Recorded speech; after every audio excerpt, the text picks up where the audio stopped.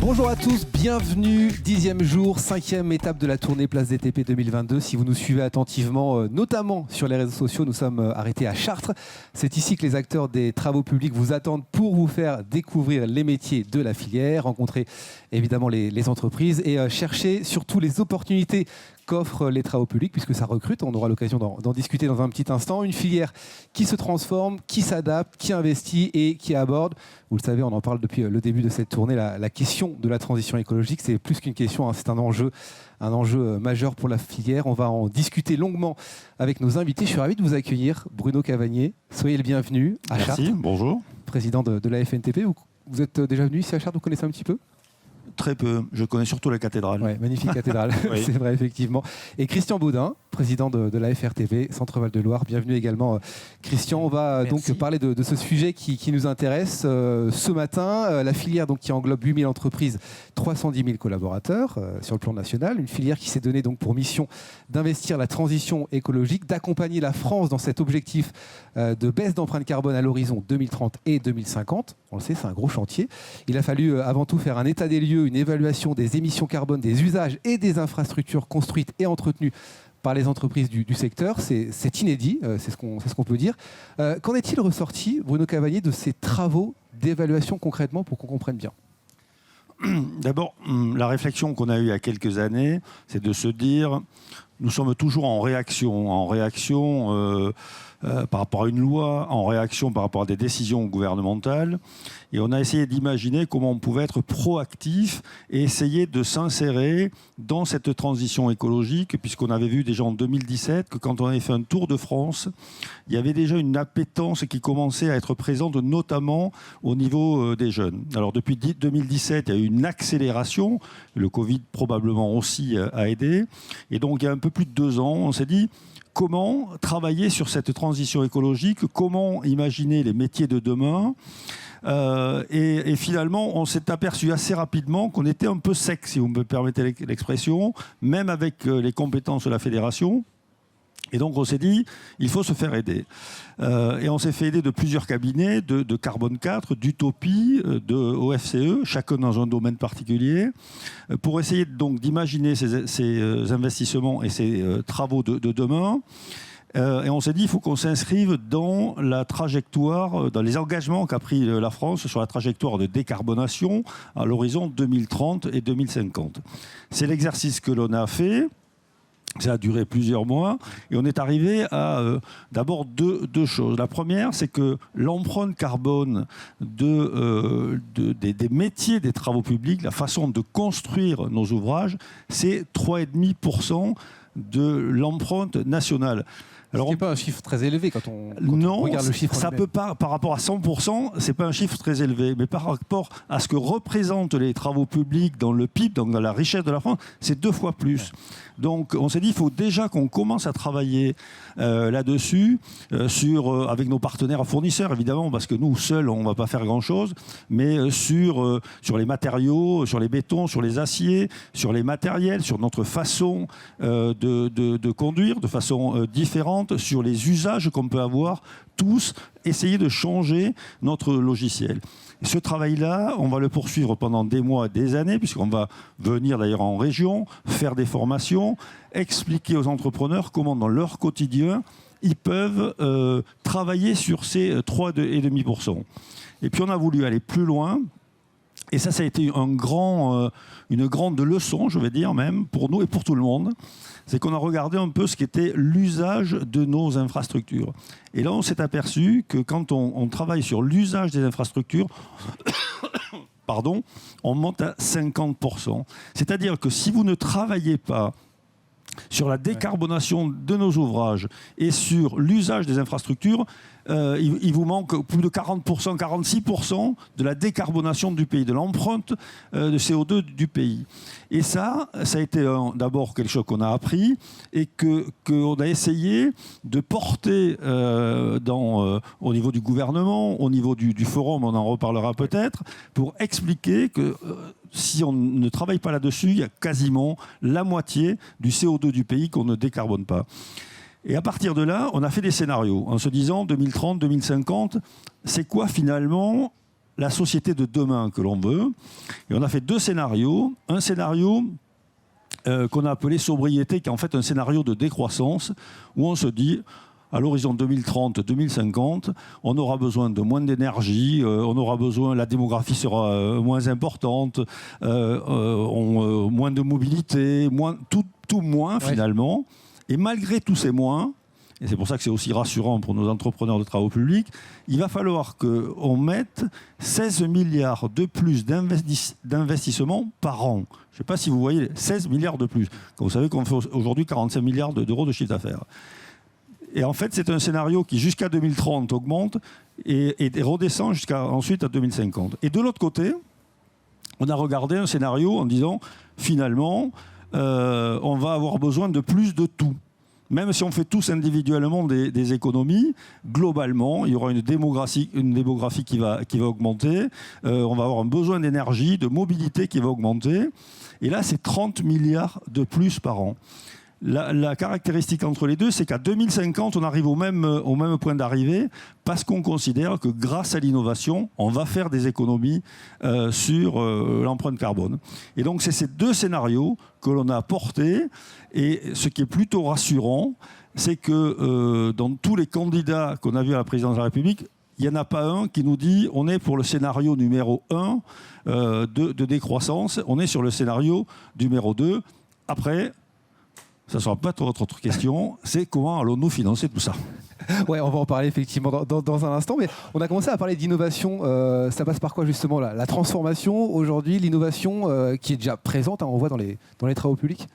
Oui, en fait, moi, ce qui m'a d'ailleurs intéressé aussi sur le forum, parce qu'on l'avait fait il y a 5 ans, c'est de donner une image différente des travaux publics. Parce que souvent, les gens, la première approche qui disait travaux publics, ah oui, c'est des mecs dans la rue là qui... oui. C'est ça aussi. Mais on le voit, c'est aussi l'image qu'ont les jeunes. Mais c'est pas que ça, bien sûr. Et c'est pour ça que c'est intéressant d'avoir des jeunes qui viennent.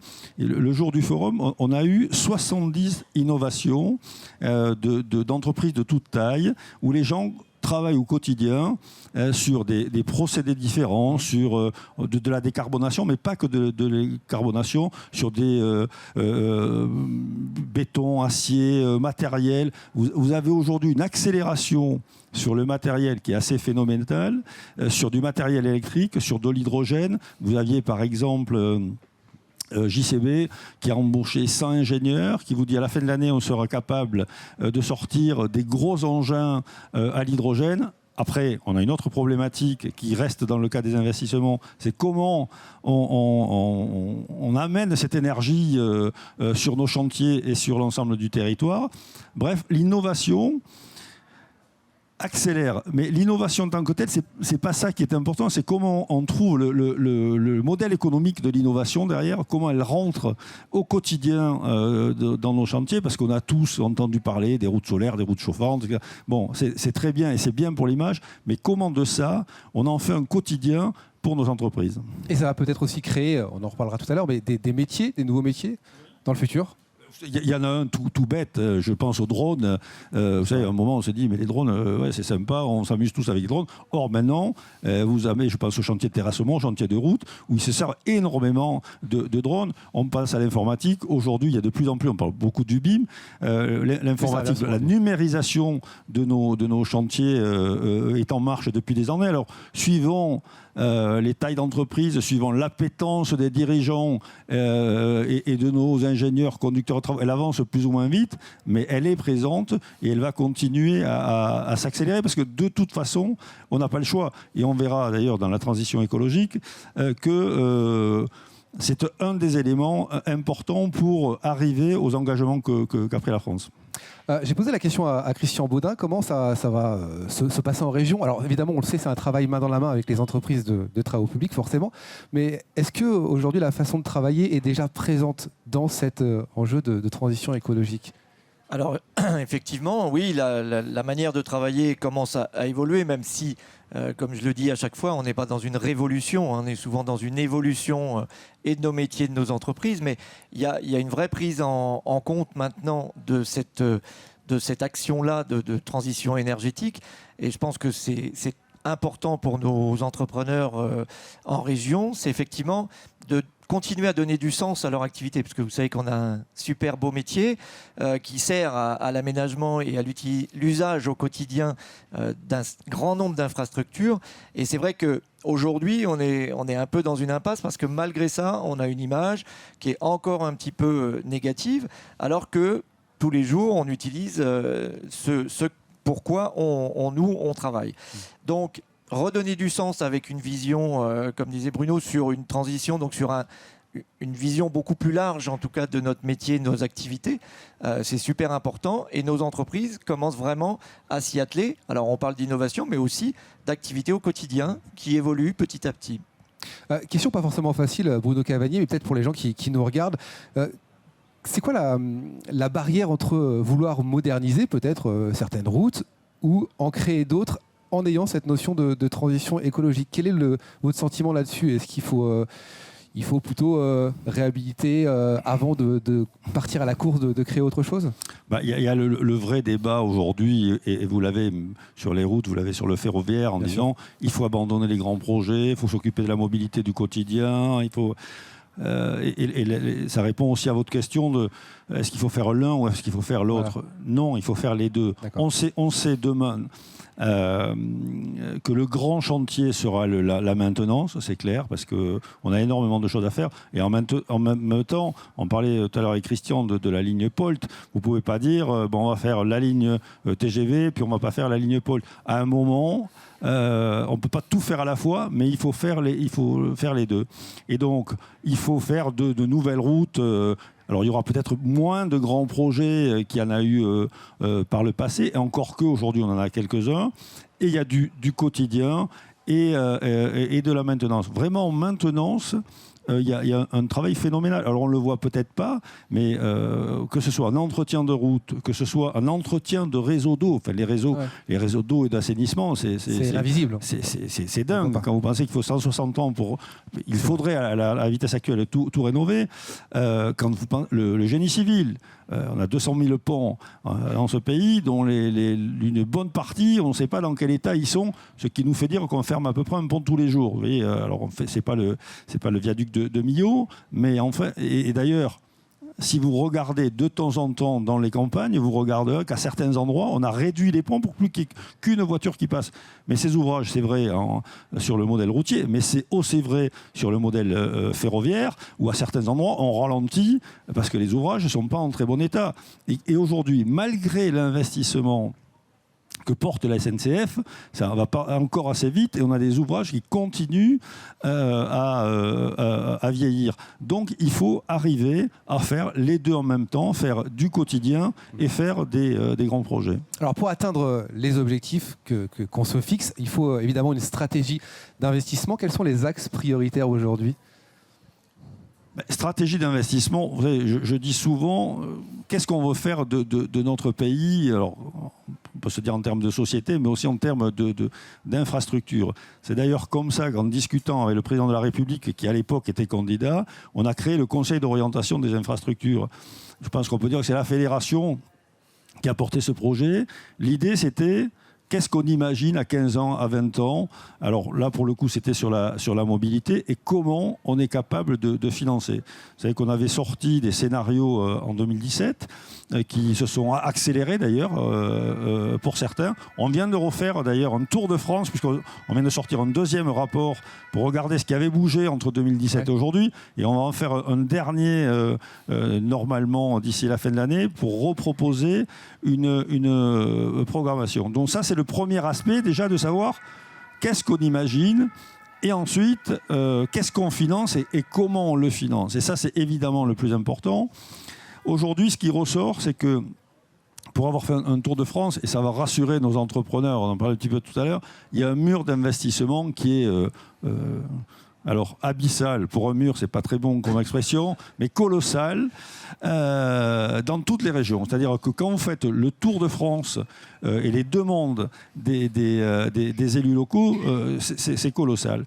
Par contre, si on considère qu'on va faire ces investissements dans le cadre actuel du financement, il est clair qu'on n'y arrivera pas. En tous les cas, il faudra faire des choix.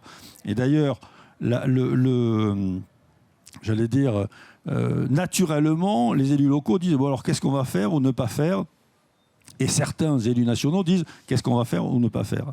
Mais si on est dans cette logique-là, on sera incapable de rentrer dans la trajectoire de 2030 et 2050. 2030, c'est dans 8 ans. Hein, c'est pas, voilà. Donc, c'est le travail que l'on fait aujourd'hui de dire, notamment aux équipes de campagne, de leur dire, voilà, nous on a fait 2 scénarios, et d'ailleurs Matignon nous l'a demandé aussi pour voir ce que dans le futur gouvernement, quel qu'il soit, comment va-t-on payer ? Qui doit payer ? Est-ce que c'est l'élu ? Est-ce que c'est le contribuable ? Est-ce que c'est l'usager, le public, le privé ? Et donc on fait des scénarios aujourd'hui pour imaginer comment nous allons pouvoir financer cette transition écologique, ce mur d'investissement, avec d'autres moyens. Et un des moyens, me semble-t-il, c'est de dire qu'il faut être capable de lancer un fonds à 80 ans, à 100 ans, puisque si on considère que la transition écologique, elle est pour les générations futures, ben donnons-nous du temps.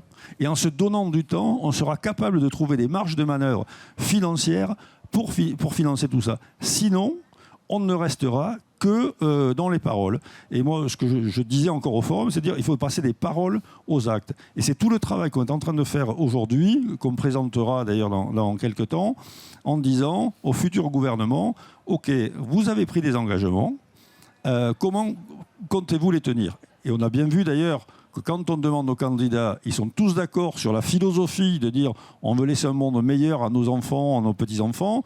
Quand vous leur dites, bon, mais alors, comment finance-t-on ?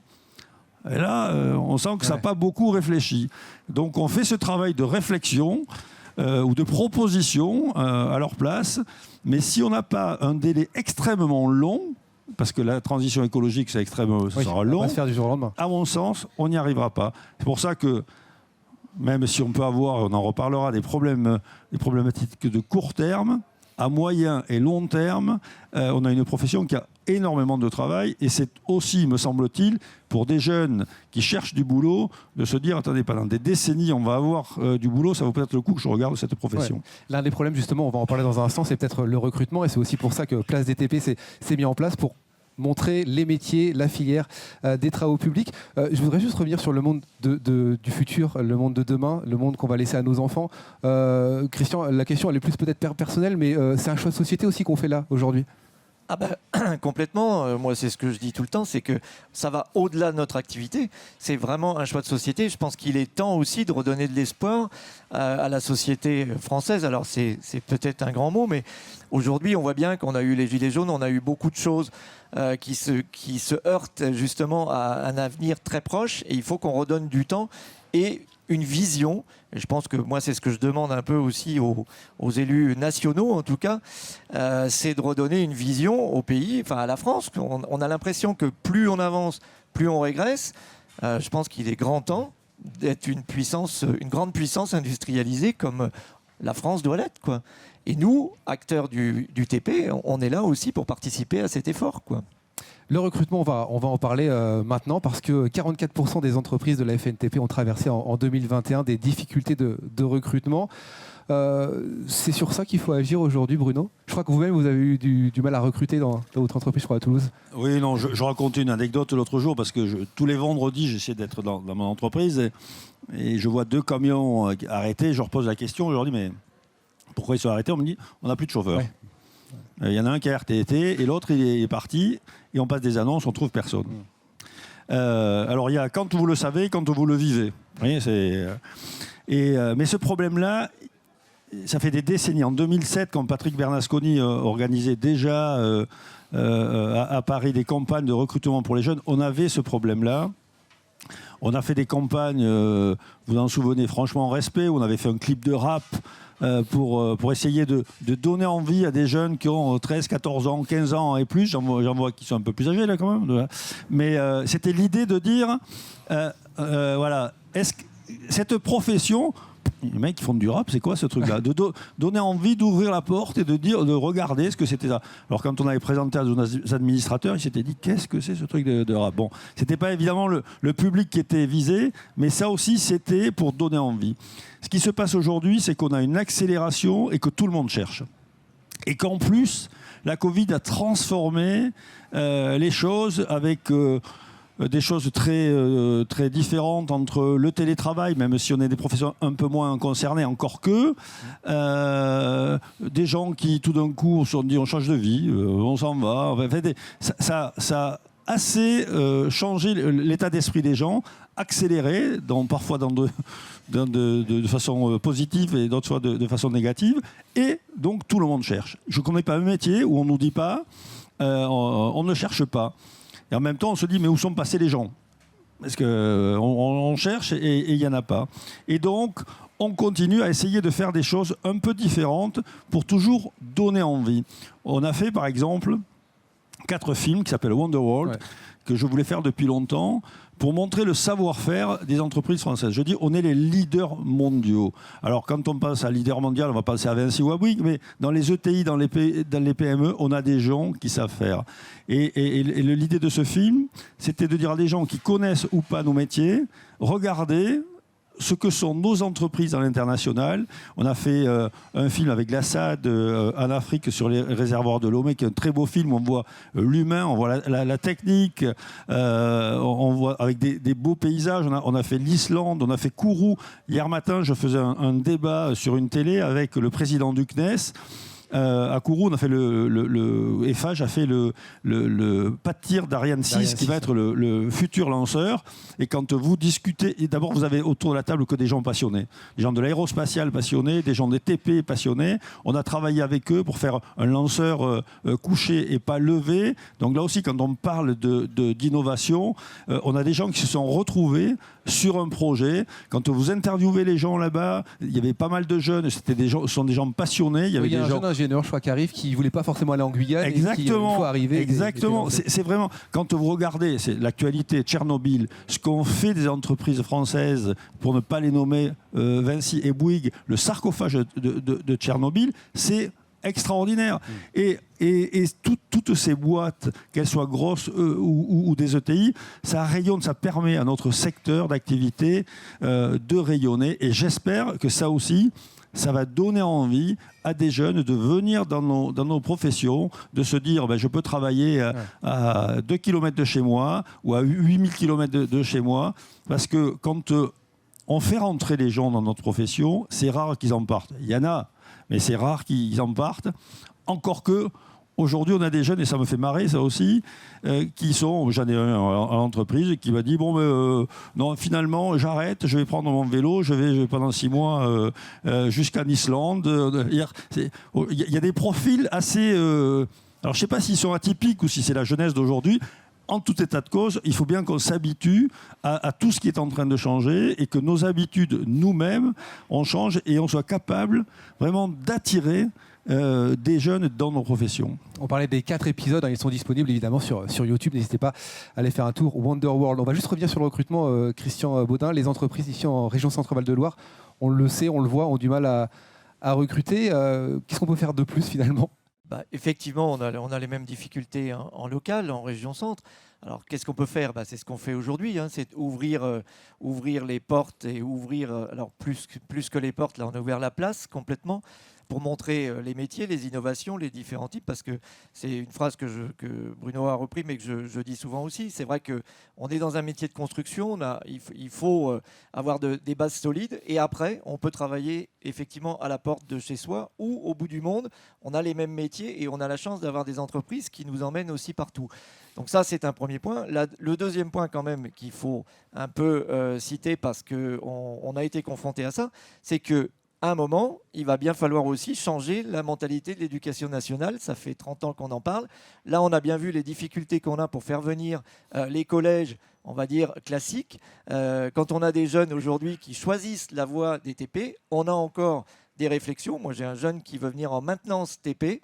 Eh bien, il a des bonnes notes en 3e. On lui dit, c'est ridicule d'aller dans le TP. Il faut faire une filière générale. On en est encore là, en 2022. Donc, tant qu'on n'aura pas changé cette mentalité-là, on aura toujours 1,5 million de chômeurs, mais on aura nous des problèmes de recrutement parce qu'on n'arrive pas à passer du coup notre passion, parce qu'on a besoin aussi de gens qui ont des capacités. On n'a pas besoin simplement de gens, de bras. On a besoin de tout dans nos métiers. On le disait, sur l'innovation, il faut quand même des gens avec un cerveau bien câblé. Donc il faut des bons niveaux, etc. Donc ils peuvent faire des études, revenir vers nous, mais ils peuvent aussi commencer à la base et travailler sur l'expérience et leurs capacités. Et ça, c'est super important. Et je pense qu'on l'oublie encore aujourd'hui.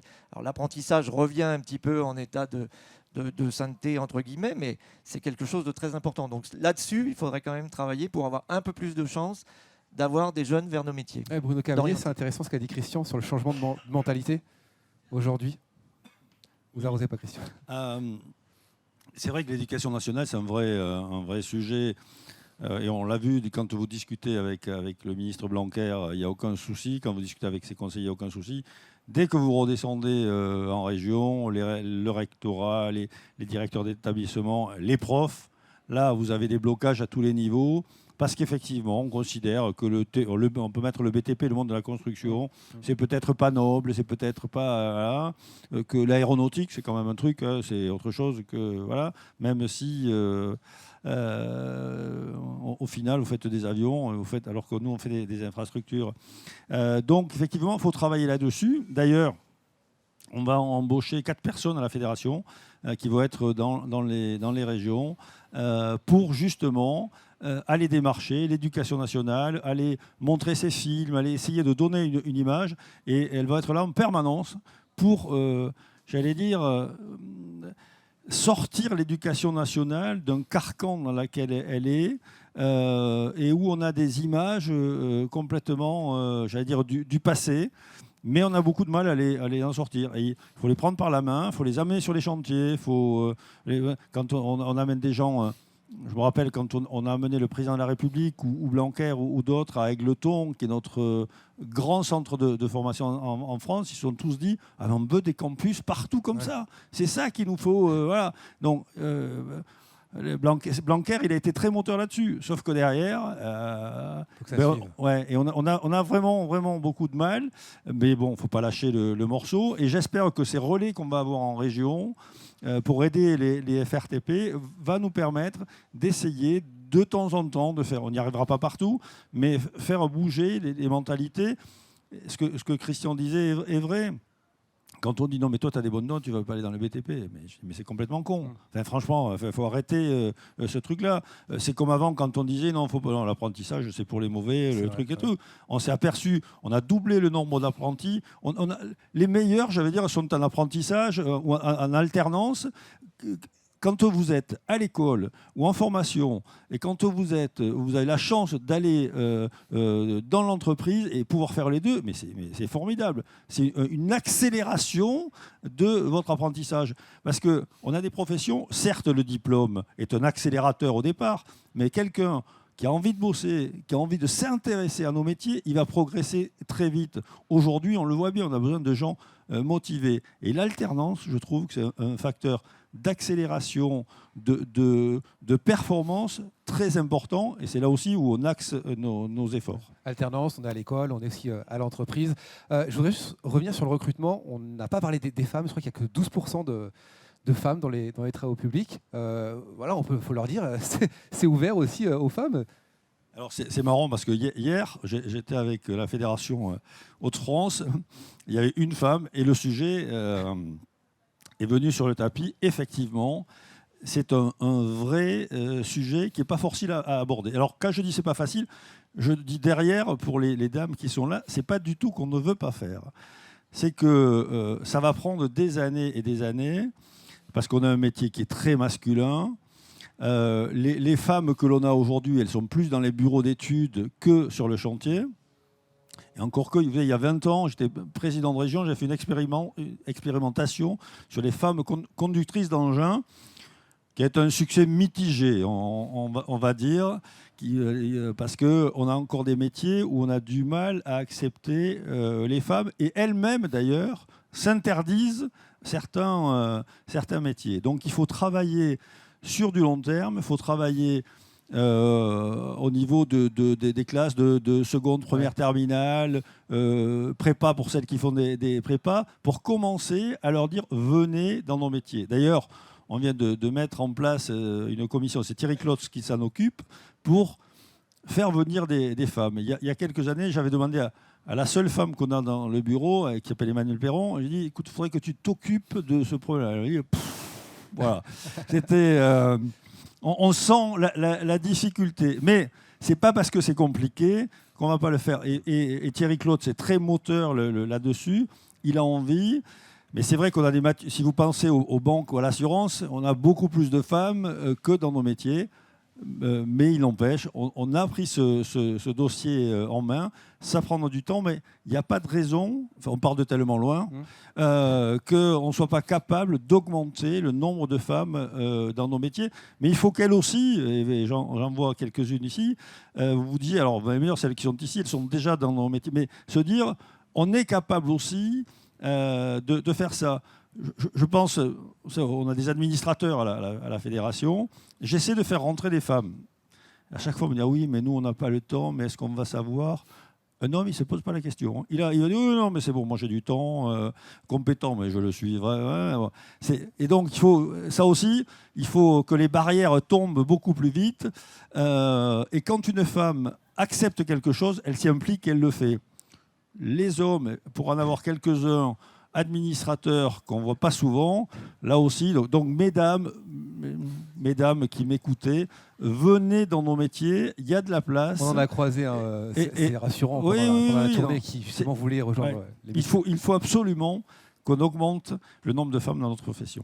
Est-ce qu'on peut revenir sur le forum des travaux publics qui s'est tenu en février, je crois, à Paris ? Qu'en est-il ressorti ? C'est un grand forum, il y a eu du monde. Alors c'est un forum qu'on fait maintenant tous les 5 ans, à l'occasion des élections présidentielles, pour essayer de relancer le mandat présidentiel. On l'avait fait en 2017 au Carrousel du Louvre. Là, on l'a fait au Grand Palais éphémère. On attendait 4000 personnes, on a eu 5000 personnes. Donc, ça a été un grand succès. Je crois que tout le monde, tous les gens qui étaient là, nous ont dit déjà pour l'affluence. On avait 1500 jeunes qui sont venus. Le nombre de stands, on a montré 70 innovations. Et j'en profite pour remercier toutes les entreprises qui se sont prêtées au jeu, qui ont amené du matériel, qui ont amené des innovations, qui sont restées la journée.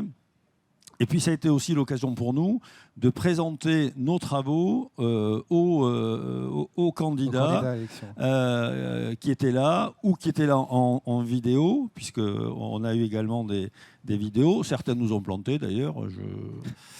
J'en profite, M. Zemmour et M. Jadot. Voilà. Mais a priori, ils sont coutumiers du fait, donc voilà. Pourtant, M. Jadot, on parle de transition écologique. Oui, exactement. Mais c'est une bonne remarque. M. Jadot, que j'avais vu, pour moi, c'est incompréhensible. Vous défendez la transition écologique et une profession, vous le disiez tout à l'heure, je crois que c'est unique. Le travail qu'on fait sur la transition écologique, où on prend le leadership là-dessus, que vous ayez un candidat dont c'est le moteur qui vous dit écoutez, non, je vais aller manifester contre l'ambassade de Russie parce que je n'ai pas le temps de venir une demi-heure chez vous. Je trouve ça hallucinant. Donc je le dis et je le répète, ça finira pour leur arriver aux oreilles. Mais je trouvais que c'était pas bien, surtout de nous planter à 1 heure de l'événement. Bref, quoi qu'il en soit, tout le travail qu'on a fait là, on l'a présenté ce jour-là. Et c'est là où je vous disais, tous les candidats, il n'y en a pas qui nous disaient on est pour un scénario de sobriété. Oui, on est vraiment pour une accélération des investissements. Par contre, la seule qui a une solution, voilà, c'est Marine Le Pen qui vous dit nous, on crée un fonds à 500 milliards d'euros et puis on va financer comme ça. On est d'accord ou on n'est pas d'accord avec elle. En tous les cas, elle a une idée.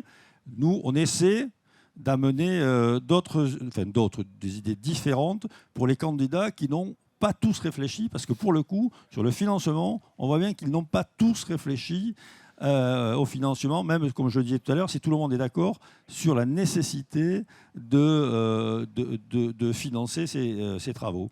Donc ça a été, me semble-t-il, de l'avis, je crois, d'un grand nombre, un grand succès.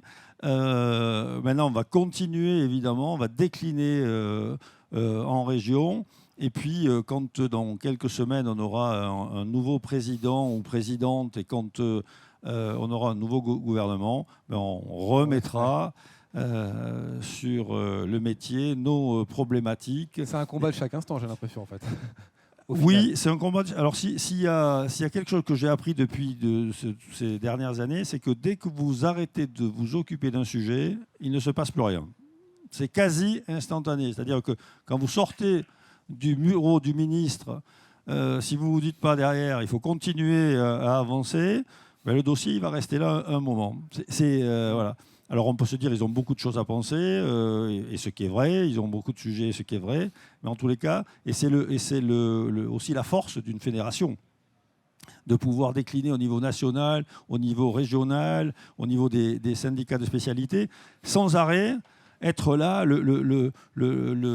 la pique qui va faire, mais où est-ce qu'on en est, et c'est ce qu'on fait au quotidien. Un mot peut-être, Christian, sur le forum justement qui s'est tenu en février. Les entreprises des travaux publics, évidemment, étaient présentes, celles de la région. Qu'en est-il ressorti ?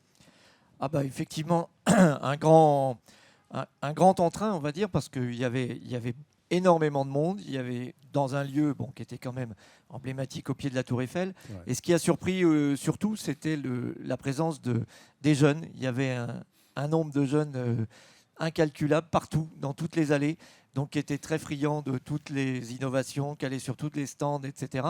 Et tous les retours, que ce soit par les centres de formation ou les écoles qui étaient présentes, les retours ont été vraiment très positifs, des jeunes qui parfois ont été pris par la main pour aller sur cette manifestation sans savoir vraiment ce qu'ils allaient y trouver, et qui ont vraiment trouvé des choses très intéressantes pour eux. Et donc, tous les retours qu'on a pu avoir des enseignants à ce moment-là et des centres de formation étaient extrêmement positifs.